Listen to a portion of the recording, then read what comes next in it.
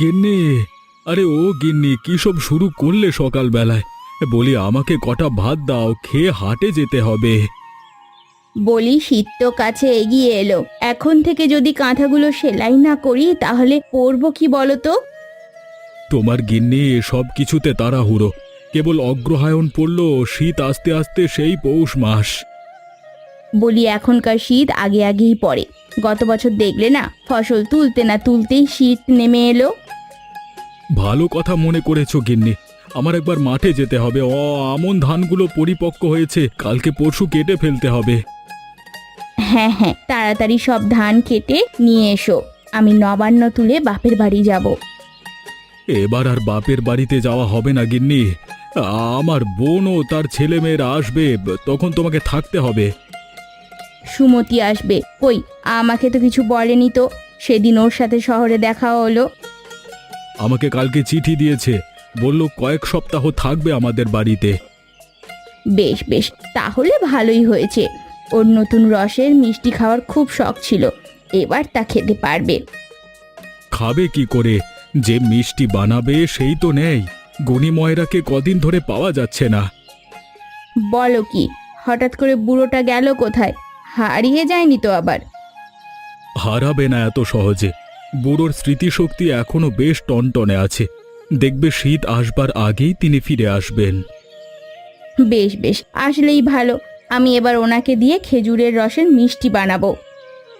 বেশ, বানিয়ক্ষণ আমি গোপাল কাকুকে বলবো রস দিয়ে যেতে।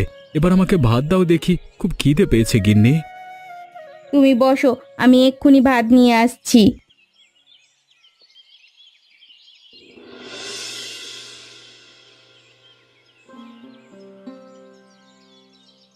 খেজুর গাছগুলো খুব বেড়েছে।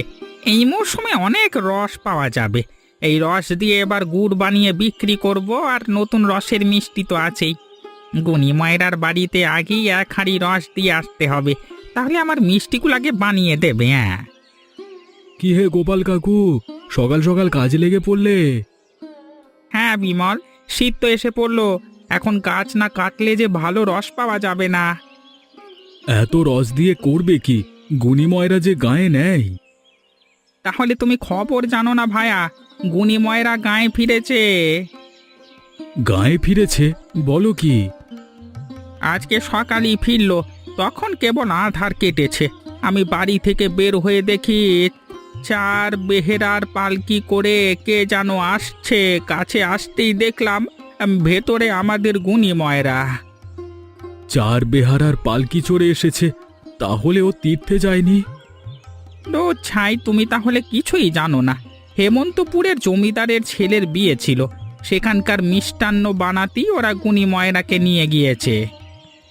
বাবা বাবা বাবা, বুড়োকে হেমন্তপুরের জমিদার নিয়ে গেছে, তাও আবার পালকিতে করে? হ্যাঁ রে, গাঁয়ের লোক বলে বুঝি না, আমাদের গুনি ময়রার অনেক কদর। তা তো বুঝতেই পারছি, যার হাতের মিষ্টি ছাড়া রাজা মহারাজাদের বিয়ে হয় না, তিনি আমাদের গুণী ময়রা। তবে একটা কাজ ভালো হয়েছে, তিনি শীতের আগেই গায়ে ফিরেছেন। গাঁয়ে না ফিরে উপায় আছে? সামনেই যে নতুন রসের মিষ্টি বানানো হবে, আর এই মিষ্টি তো তার প্রাণ। তার সাথে গল্প করলে বুঝতে পারবি নতুন রস দিয়ে কত শত মিষ্টি উনি বানাতে পারেন। বেশ বেশ, তবে আজকে রাতে গিয়ে বুড়োর সাথে দেখা করে আসব। এখন তবে আমি গেলাম। আর হ্যাঁ, আমাকে কিন্তু রোজ এক হাঁড়ি করে রস দিতে হবে। আমার বোনটা বাড়ি আসছে, জানোই তো ও নতুন রসের মিষ্টি খেতে খুব পছন্দ করে। বেশ বেশ, সে নিয়ে চিন্তা করিস না, রস আমি প্রতিদিন সকালে দিয়ে আসবো ক্ষণ।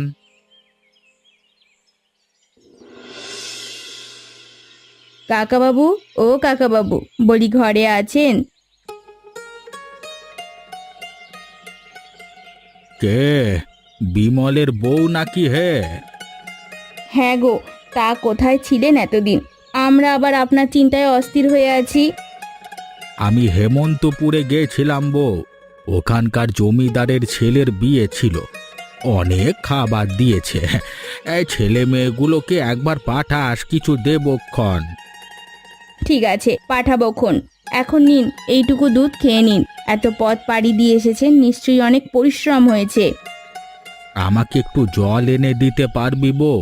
ধুলোবালিতে চোখ মুখ ঢেকে গেছে, পাগুলো ধুতে হবে। হ্যাঁ হ্যাঁ, এক্ষুনি দিচ্ছি। অননি, যা তো তাড়াতাড়ি গিয়ে ওনার জন্য জল নিয়ে আয়।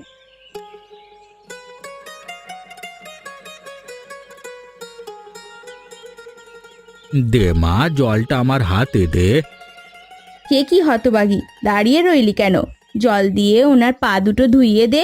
কিভাবে গুরুজনের সেবা করতে হয় তাও কি জানিস নে? থাক থাক বউ, তার আর কি দরকার।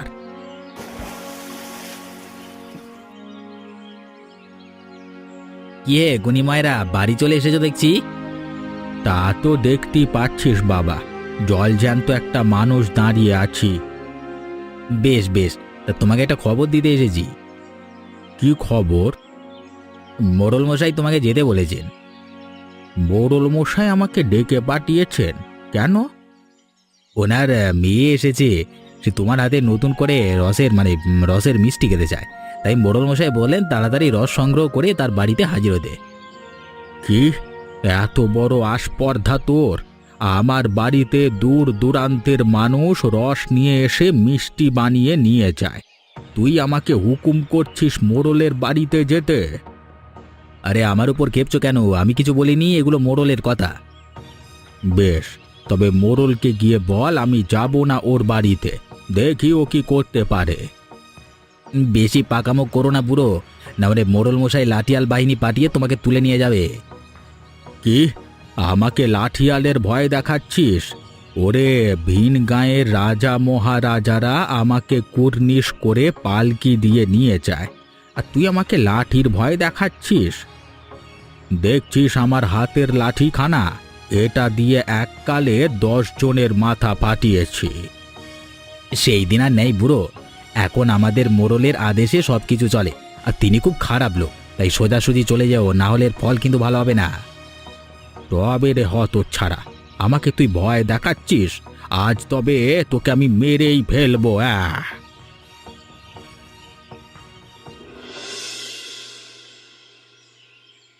কি গুণীময়রা আমাকে কথা বলেছে? তাহলে বলছি কি কর্তা, মানুষের সামনে আমাকে যা তা বলছে। বুড়োটার মরণ দেখছি ঘনিয়ে এসেছে, দেব নাকি ওর ঘরে আগুন লাগিয়ে? ভাঙা ঘরে আগুন দিয়ে কি হবে কর্তা? হাতে নয়, বরং ওকে ভাতে মারু। কি করতে বলছো আমাকে? রহস্য করে বলো তো। বুড়োটা মিষ্টি বানিয়ে সংসার চালায়, তাই যদি কোনোভাবে ওর সুখ্যাতি নষ্ট করা যায় তবে আর কিছু করতে হবে না, না খেয়ে এমনি মরে যাবে। বুদ্ধিটা তো মন্দ বলনি হে, তা কি করে করবে ওর সুখ্যাতি নষ্ট? শুনুন তবে।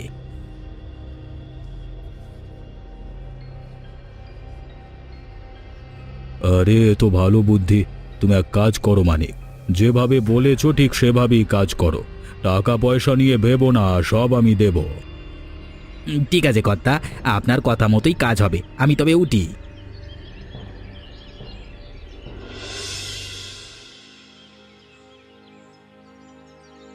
একটু বসো মানিক, আমার মেয়ে পায়েস রেঁধে পাঠিয়েছে, খেয়ে দেখো কেমন হয়েছে। বেশ বেশ, অনেকদিন পায়েস খাই না, আজকে পেট ভরে খাবো। আরে খাও খাও, যত খুশি খাও, অনেক পায়েস আছে বাটিতে।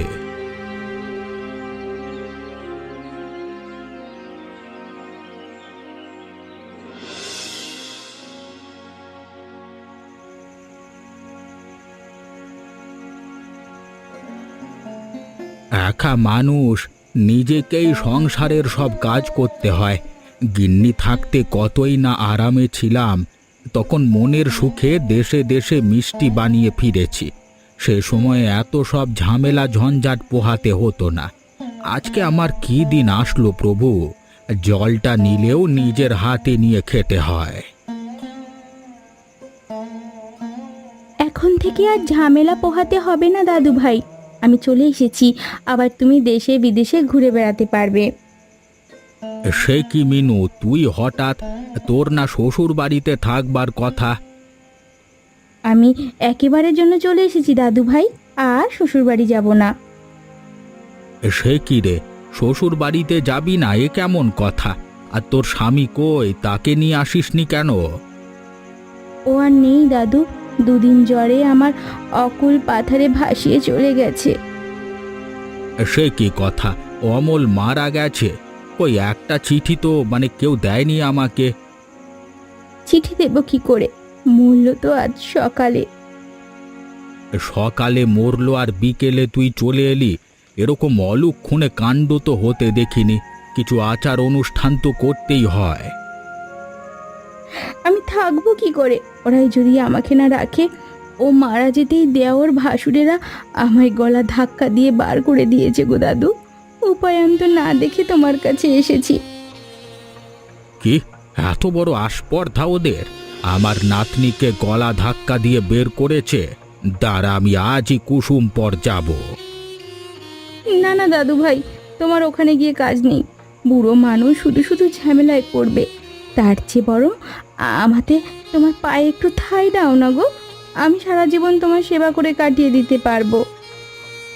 ঠিক আছে, সে তো থাকবে। তুই আমার একমাত্র নাতনি, তোকে আমি ঠাঁই দেব না তো কাকে দেব? নে এবার সব পুটলি পাটলা রেখে স্নান করে ঘরে আয়। মরা বাড়ি থেকে এসে ঘরে প্রবেশ করতে নেয়। ঠিক আছে দাদু ভাই, আমি এক্ষুনি পুকুর থেকে ডুব দিয়ে আসছি। পাগল মেয়ে ছেলে, এই পুঁটলিটাও সাথে করে নিয়ে যেতে হয়। হ্যাঁ গো, খবর শুনেছ? মিনুবতী চলে এসেছে। মিনুবতী? ও কে? গুণবতীর নাতনিটা মনে নেই? গত ফাল্গুনে যে আর বিয়ে হলো, বছর ঘুরতে না ঘুরতেই জামাই মরেছে। সে কি কথা, ছেলেটা মরে গেল? তো মরল কিভাবে? বললে তো কালা জ্বরে, ওর কথা বিশ্বাস করে কে? বেশ বেশ, তাহলে গুণী ময়রারও ভালোই হলো। নাতনির সাথে সংসারের ভার দিয়ে মন দিয়ে মিষ্টি বানাতে পারবে।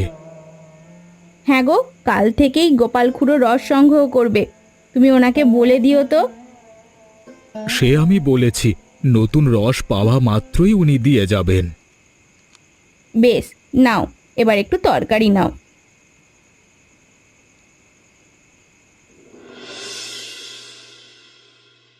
মিনুবতী, ও মিনুবতী, আমার জল খাবার দিবি না দিদি ভাই? আসছি দাদু ভাই, তুমি একটু বসো। এই নাও দাদু ভাই, তোমার সকালের জল খাবার। সে কি রে, এত মিষ্টান্ন কেন? আমি কি মিষ্টি খেতে পারি এত? তুই মুড়িগুলো দিয়ে বাকিগুলো নিয়ে যা। বারে, তুমি এত কষ্ট করে ভিনদেশ থেকে এগুলো নিয়ে এসেছো কি মানুষকে খাওয়ানোর জন্য? তোমাকে একটা হলেও সন্দেশ খেতে হবে। অন্যদের দেব কেন, তুই খাবি। আর যখন বলছিস একটা সন্দেশ খেয়ে দেখতে পারি।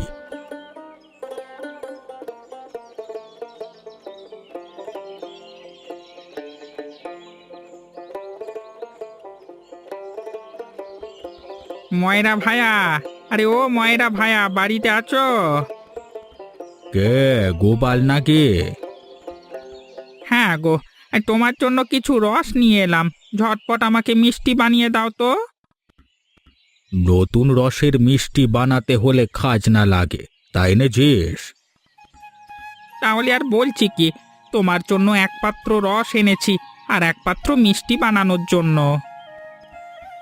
বেশ বেশ, তাহলে বিকেলে এসে মিষ্টিগুলো নিয়ে যাস, আমি খেয়ে রস নিয়ে বসবো।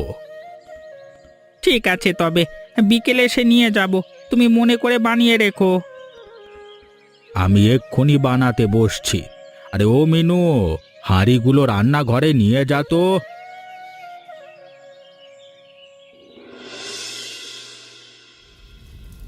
ও দাদু ভাই, আমাকে কিন্তু আজ নতুন রসের মিষ্টি বানানো শেখাতে হবে। তোমার পাশে বসে আমি দেখব কিভাবে তুমি মিষ্টি বানাও। ঠিক আছে দিদি ভাই, এ আর এমন কি, এখন থেকে সব কিছু শিখে রাখ। আমি মরে গেলে তো তোকেই এসব বানাতে হবে। নাও এবার শুরু করো। প্রথমে কি রস সিদ্ধ করবে? হ্যাঁ, কড়াইটা গরম হয়েছে, এবার রসটা এর মধ্যে ঢালতে হবে। দে তো রসটা আমার হাতে।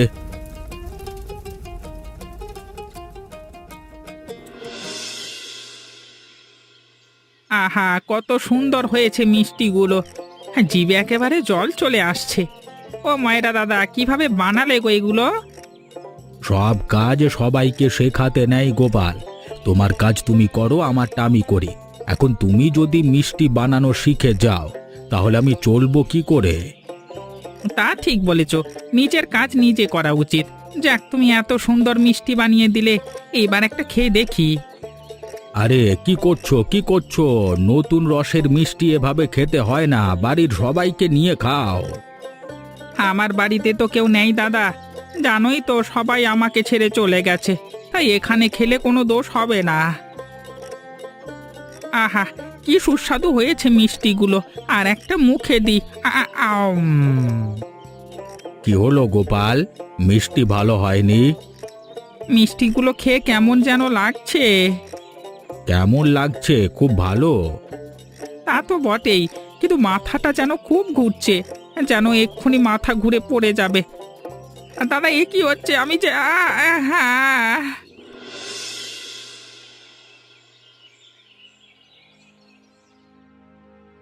কি হে বরুণ, খুব মনোযোগ দিয়ে চিঠি পড়ছো দেখছি। কার চিঠি? হ্যাঁ প্রকাশ, চারিদিকে মৃত্যু আর মৃত্যু। সে কি, কে আবার মারা গেল? পরিচিত কেউ নয়, কেবল একটা কেস আসলো কুসুমপুর থেকে। সাপের কামড়ে এক লোকের মৃত্যু হয়েছে। সাপের কামড়ের মৃত্যুতে আবার গোয়েন্দার কাছে কেন? বাড়ির লোকজন মনে করছে মৃত্যুটা স্বাভাবিক নয়, তাই আমাকে চিঠি লিখল বিষয়টা তদন্ত করতে। ও, তাহলে তো তোমার হাতে ইদানিং সময় নেই। আমি এসেছিলাম আরেকটা দরকারে। কি দরকার বলো? তোমার দরকার সবার আগে। সেদিন হেমন্তপুরের জমিদারের বিয়েতে একজন ময়রার সাথে আলাপ হলো না, সে মনে আছে তোমার?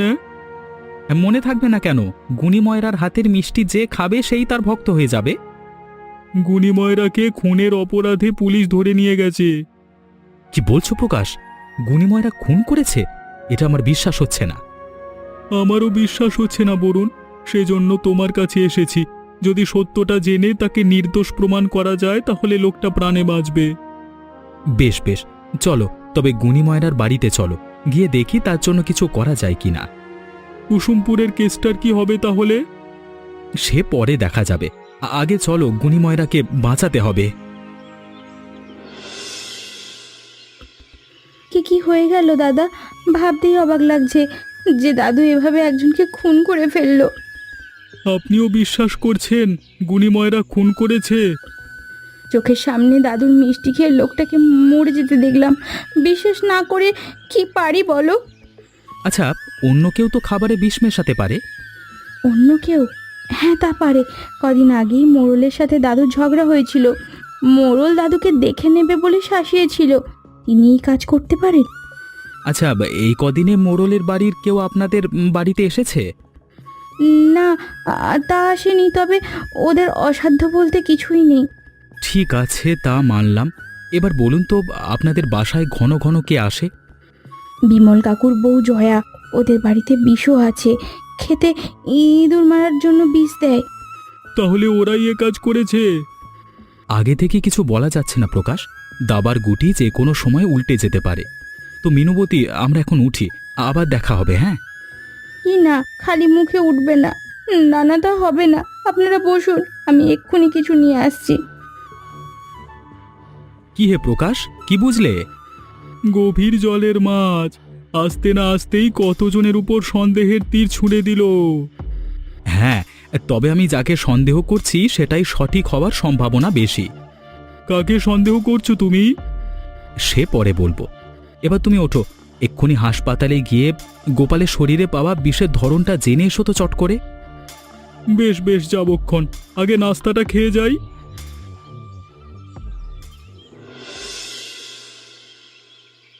কি বলছেন মশাই, আমার বাড়িতে বিষ আছে? আছে দেখেই তো এসেছি, তাড়াতাড়ি বের করুন তো দেখি বিষের ধরনটা কি। না তো, আমাদের বাড়িতে কোনো বিষ নেই। ও হ্যাঁ, ঘাসের বিষ আছে আমাদের ঘরে, আপনি তার কথাই শুনেছেন। বেশ বেশ, বুঝেছি। তা নিয়ে আসুন তো বিষের শিশিটা, আমি একবার দেখতে চাই। ওই তো দেওয়ালে টাঙানো আছে, এই গিন্নি নিয়ে আসো তো।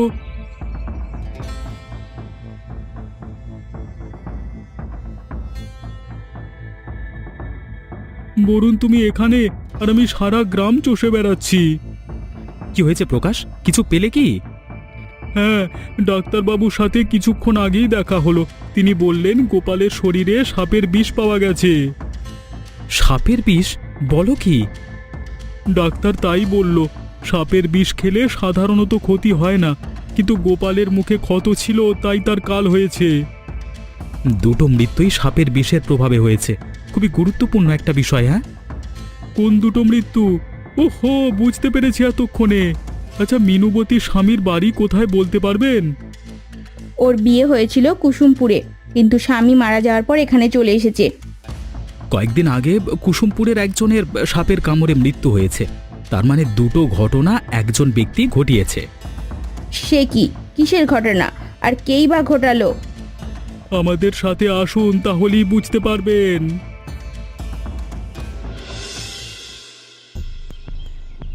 দাদু জেলে গিয়ে বসে আছে। এখন থেকে তার সব সম্পত্তি আর পিঠে বানানোর কৌশল আমার হাতে। কি যে আনন্দ লাগছে! এত টাকা করি পেয়ে আমি এখন এই গ্রামের বড় লোকদের একজন হয়ে গেলাম। কিন্তু ওই গোয়েন্দাগুলো এসে এত ভয় বাড়িয়ে দিয়েছে, যদিও আমাকে ধরতে পারবে না, কিন্তু সাবধানের মান নেই। এই কদিন আমি গা ঢাকা দিয়ে থাকি, ওরা চলে গেলে ফের আসবো। এত সহজে তুমি পালাতে পারবে না মিনুবতী। আমরা তোমাকে ধরে ফেলেছি, তোমার খেলা শেষ। সে কি, আপনারা আপনারা এখানে কি করে? খুব অবাক হলে তাই না? আমরা তোমার পাপের ফিরিস্তি দিতে এসেছি। না না, আমি কিছু করিনি গো। আমাকে আপনারা ছেড়ে দিন। সব দোষ মোড়লের। ওই গোপালকে মেরেছে, আর আর এরা তাকে সাহায্য করেছে। চুপ করো মিনু। তুমি সাপের বিষ দিয়ে তোমার স্বামীকে আর গোপালকে খুন করেছো। সাপটিও তোমার সামনেই আছে। এরপরও তোমাকে নির্দোষ ভাবতে বলো? যদি বাঁচতে চাও তবে আত্মসমর্পণ করো, না হলে তোমার আরো বেশি শাস্তি হবে। হ্যাঁ গো বাবু, আমি ওদের খুন করেছি। লোভে অন্ধ হয়ে আমি এ কাজ করেছি। প্রথমে আমার স্বামীকে খুন করে শ্বশুর বাড়ি থেকে সব গহনা নিয়ে পালিয়ে যাই। পরে গোপালকে খুন করে দাদুকে সরিয়ে দিই, যাতে তার সব টাকা পয়সা আমি নিতে পারি। এই সাথে তার নতুন মিষ্টির ব্যবসা করে কোটিপতি হওয়ার লোভ ছিল আমার। ছি ছি ছি ছি মিনু, যে তোকে আশ্রয় দিল তুই তার বুকেই ছুরি বসালি? ছি ছি ছি ছি ছি। আমাকে আমার আমার ভুল হয়ে গেছে গো কাকি। দয়া করো তোমরা আমায়, দয়া করো, দয়া করে আমাকে ক্ষমা করে দাও। এই ভুল আর কখনো করবো না। তোমাকে ক্ষমা করা যায় কিনা সেটা আদালত বুঝবে। এখন বেরিয়ে এসো, বাইরে পুলিশ অপেক্ষা করছে। না, আমি যাব না। দয়া করে আমাকে বাঁচাও কাকিমা, দয়া করো, দয়া করো তোমরা, দয়া করো তোমরা আমাকে বাঁচাও কাকুমা। আমি তো তোমাদের মেয়ের মতোই। তোমাকে তোমাকে আমরা পুলিশে দিও না, বাঁচাও। এখন বাঁচাও বলে লাভ হবে না মিনু। সামান্য কটা টাকার লোভে তুই এত নিচে যখন নামতে পারলি, আমাদেরকে তোকে পুলিশে দিতে খারাপ একদম লাগবে না। চল চল, এক্ষুনি চল, না হলে চুলের মুঠি ধরে নিয়ে যাব। হ্যাঁ, তবে যাচ্ছি। হ্যাঁ যাও, গিয়ে জেলের ভাত খেয়ে প্রায়শ্চিত্ত করো। এই জন্যই বলে লোভে পাপ আর পাপে মৃত্যু। আপনারা কেউ লোভ করবেন না, আর এমনই মজার মজার গল্প দেখতে আমাদের চ্যানেলটিকে সাবস্ক্রাইব করতেও ভুলবেন না।